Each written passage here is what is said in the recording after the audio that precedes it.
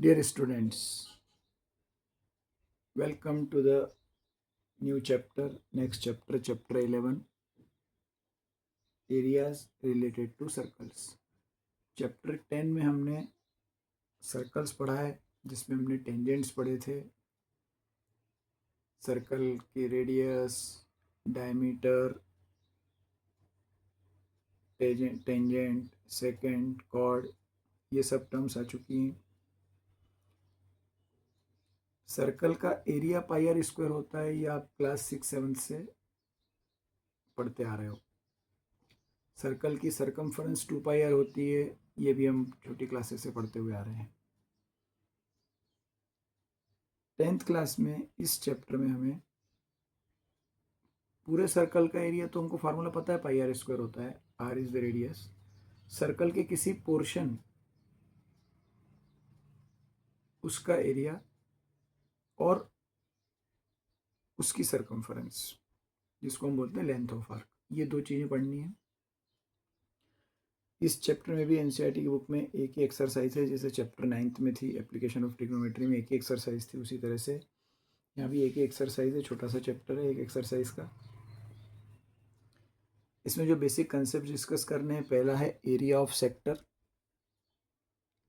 एक सर्कल कोई भी हम रेंडमली ड्रॉ करते हैं, उसका एक सेंटर है।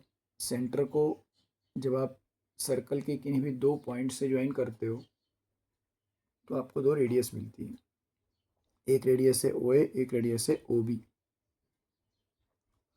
इन दोनों रेडियस के बीच का जो एंगल है उसको हम डिनोट करते हैं थीटा से। सपोज ये एंगल थीटा है, एंगल ए ओ बी।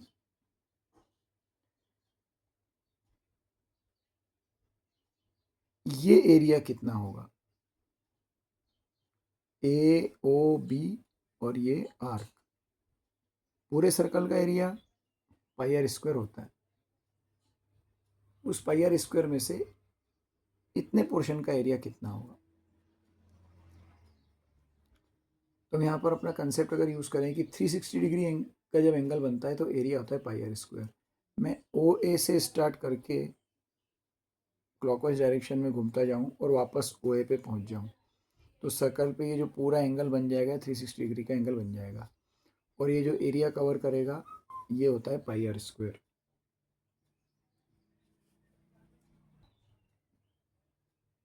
लेकिन अगर एंगल सिर्फ थीटा डिग्री का बन रहा हो, सपोज ओ बी से स्टार्ट किया और ओ ए पे जाके रुक गए, ओ बी से स्टार्ट करके बी से स्टार्ट करके ए पे जाके स्टॉप हो गए, तो अब इसके बीच, इन दोनों रेडियस के बीच का जो एरिया होगा, दिस एरिया, अगर मैं इसको शेड कर दूं तो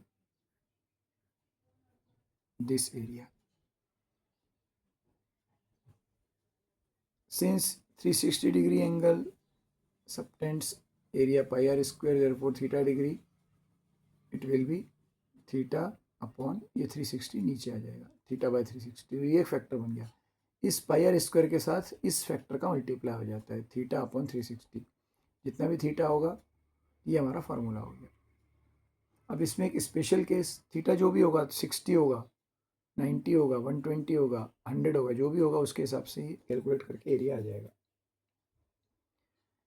इसमें एक स्पेशल केस होता है area of semi circle. Semi circle means जब एंगल 180 डिग्री का बनता है। एक सर्कल ड्रॉ करें, उसमें मैंने एक रेडियस ये ड्रॉ की, और यहाँ से मैं, ये ए पॉइंट है, यहाँ से चलते चलते चलते चलते यहाँ पहुँच गया, ठीक डायमेट्रिकली अपोजिट पोजीशन पे। ये सर्कल का सेंटर है ओ, और ये है पॉइंट बी। तो एंगल ए ओ बी, ये जो एंगल है ये होता है 180 डिग्री का। यहाँ पर ओ और ओ बी के बीच का एंगल, ये कुछ एक्यूट एंगल है, 90 से कम है, 60, 70, 75 कुछ होगा। यहाँ पर जब आप ठीक डायमेट्रिकली अपोजिट पोजीशन पे पहुँच जाते हो, मीन्स ए और बी ये दोनों किसी डायमीटर के जब एंड्स बन जाते हैं, तो ये एंगल हो जाता है 180 डिग्री का, पूरे 360 का आधा। तो अगर एंगल आधा हो रहा है, फिर ये हमको दिख भी रहा है, ये सर्कल, पूरे सर्कल का हाफ एरिया है, हाफ एरिया ऊपर, हाफ एरिया नीचे। इस कंसेप्ट से अगर हम समझें तो सेमी सर्कल के केस में अगर कभी सेमी सर्कल बोला जाएगा मतलब थीटा की वैल्यू होगी 180 डिग्री। तो मैं यही फॉर्मूला अगर यूज़ करूँ थीटा अपॉन 360 तो यहाँ से आएगा 180 अपॉन 360। 180 अपॉन 360 मतलब 1/2 जो कि हाफ है। तो ये दोनों चीज़ें एक दूसरे से रिलेटेड हो सकती हैं कि जितना छोटा एंगल उतना ही छोटा एरिया आएगा। अगर यहाँ पर 90 डिग्री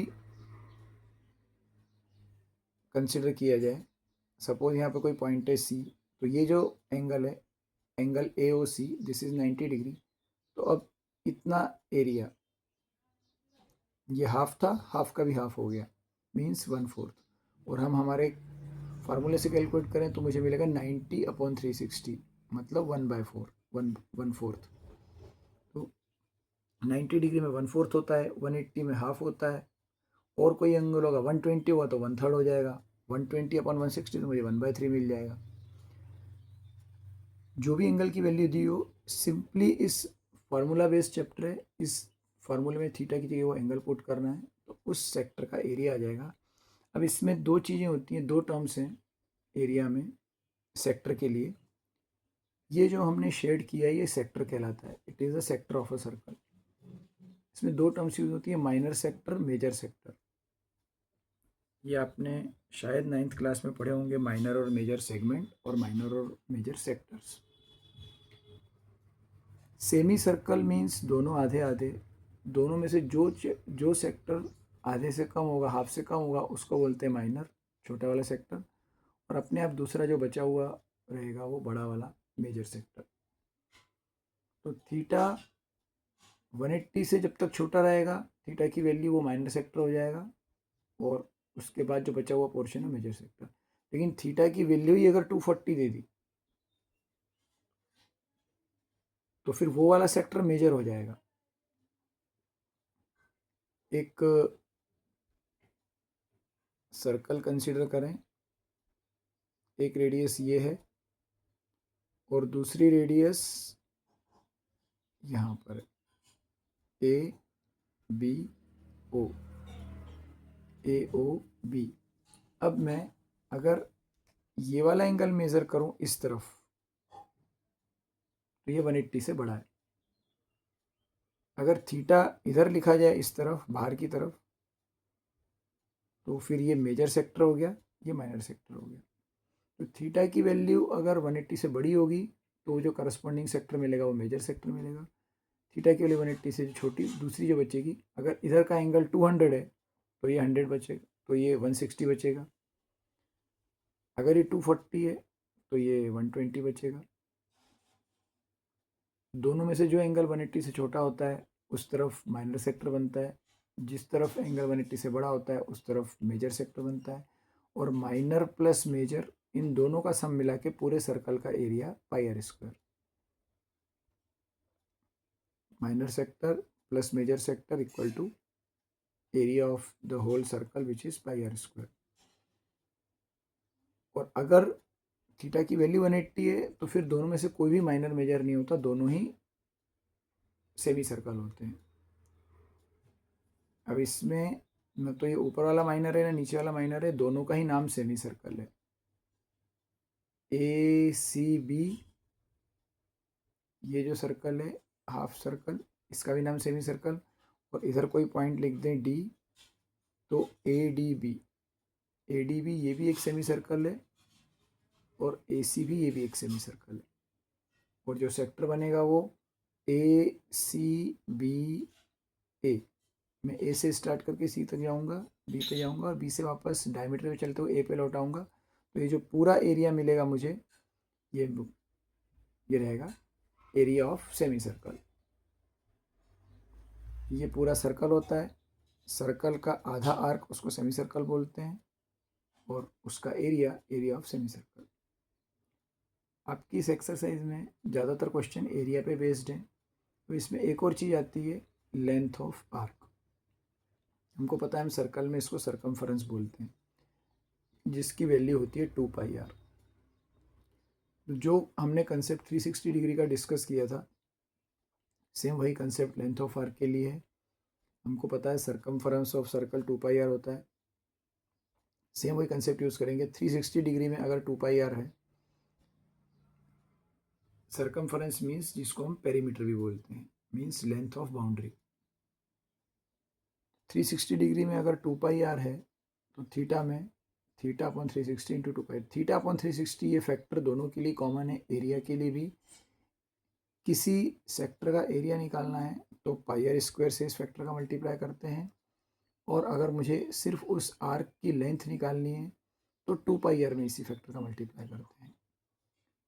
सिमिलरली यहाँ पर भी अगर सेमी सर्कल है तो सेमी सर्कल के लिए थीटा की वैल्यू 180, तो लेंथ ऑफ आर्क कैलकुलेट करते टाइम 180 अपॉन 360 इंटू 2πr, ये फैक्टर 1/2 मिल जाएगा। मीन्स पूरे सरकमफरेंस का हाफ। अगर पूरी सरकमफरेंस 2πr होती है, उसका हाफ यहाँ पे 2 से 2 कैंसिल होके बचेगा πr। पूरे सर्कल की सरकमफरेंस 2πr, सेमी सर्कल की सरकमफरेंस πr, तो यही है लेंथ ऑफ आर्क। जितना थीटा छोटा होगा, जितना एंगल छोटा होगा, उतना आर्क भी छोटा रहेगा। तो सेमी सर्कल के केस में लेंथ ऑफ आर्क πr होता है।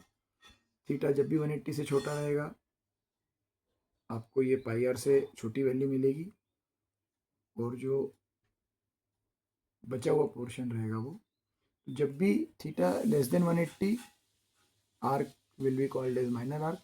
If theta is greater than 180, we will call it a major arc. तो जो कंसेप्ट सेक्टर के लिए है माइनर सेक्टर, मेजर सेक्टर, वही कंसेप्ट लेंथ ऑफ आर्क के लिए माइनर आर्क और मेजर आर्क। अपने इस डायग्राम के हिसाब से डिस्कस करें तो ये पूरा सर्कल मैं ए से स्टार्ट करके घूम के वापस ए पे पहुंच जाऊं, तो ये जो सर्कल की सरकमफरेंस है, मीन्स इसकी बाउंड्री की लेंथ, ये पूरी होती है 2πr, 2 into pi into this radius. अगर आर्क सिर्फ इतना सा है तो ये 2πr की लेंथ तब मिलती है जब हम 360 डिग्री घूम के आते हैं। अगर मैं आधा ही घूमूंगा, ठीक यहाँ पे डायमेट्रिकली अपोजिट पॉइंट पे जाके रुक जाऊंगा, तो मुझे इस 2πr की आधी मिलेगी। उसके पहले कहीं रुक जाऊंगा तो और कम मिलेगी। तो ये उसी रेशो में रहेगा। तो ये जो आर्क है, आर्क ए बी, ये आर्क है माइनर आर्क। अब इधर से घूम के आऊँगा तब भी इस आर्क का नाम तो ए बी ही रहेगा। तो अगर मैं बोलता हूँ माइनर आर्क ए बी, मतलब जो सेमी सर्कल से छोटा होगा। मेजर आर्क ए बी मतलब जो बड़ा दिखेगा, आधे से बड़ा। अब इसका एक और तरीका है डिनोट करने का। अगर मुझे बोलना हो, मुझे माइनर और मेजर वर्ड नहीं यूज़ करना हो, और कोई आर्क समझाना है, किसी को बताना है, डिनोट करना है, तो इस आर्क के ऊपर एक और पॉइंट शो करते हैं। इसको नाम देंगे सी। तो जब मैं बोलूँगा आर्क ए सी बी, मतलब ए से सी की तरफ आना है फिर बी पे जाना है। तो this arc A C B, this is minor arc. और मुझे अगर मेजर आर्क की बात करनी है इस बचे हुए पोर्शन की, तो मैं यहाँ पर कोई पॉइंट को सपोज यहाँ पे नाम देता हूँ डी।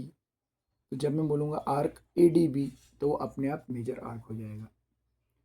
आर्क का नाम बोलने के लिए जनरली 3 पॉइंट्स की जरूरत पड़ती है। सिर्फ आर्क ए बी से पता नहीं चलेगा कि माइनर आर्क की बात हो रही है, मेजर आर्क की बात हो रही है। अगर ए और बी डायमीटर के एंड्स हैं, तब तो दोनों ही आर्क सेम है। आर्क इधर से का आर्क ए सी भी बोलें या आर्क ए डी भी बोलें, ये दोनों ही आर्क सेमी सर्कल हैं, सर्कल के आधे हैं। तो यहाँ पर आप आर्क ए बी बोलोगे तो कोई फ़र्क नहीं पड़ेगा, क्योंकि दोनों इक्वल हैं। इस केस में जब एक माइनर एक मेजर है, तब या तो आर्क ए सी बोलना पड़ेगा या फिर आर्क ए डी बी बोलना पड़ेगा। और जब सेक्टर की बात करते हैं तो similarly sector A O B C, A O B C A से स्टार्ट करके वापस ए तक घूम पे पहुंच जाएंगे, मतलब इस आर्क की बात हो रही है। और ए डी बी, ओ और फिर ए पे पहुंचे, तो ये मेजर सेक्टर की बात हो रही है।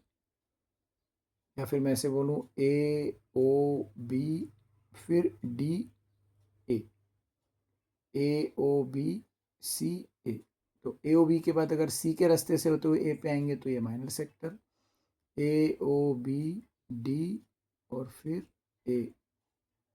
ए से शुरू करके ए पे ही ख़त्म करना है, लेकिन किस रास्ते से आ रहे हैं, इधर से आ रहे हैं तो माइनर सेक्टर, इधर से आ रहे हैं तो मेजर सेक्टर। सिमिलरली आर्क के लिए A C B minor arc और A D B major arc. तो ये दो फार्मूले हैं, theta by 360 into pi are square, और एक फार्मूला है theta by 360 into this is theta by 360 into 2 pi R. पूरे चैप्टर में ये दो फार्मूले यूज होंगे। इजी सा चैप्टर है। हम क्वेश्चंस स्टार्ट करेंगे नेक्स्ट लेसन में। मिलते हैं नेक्स्ट लेसन में। Thank you.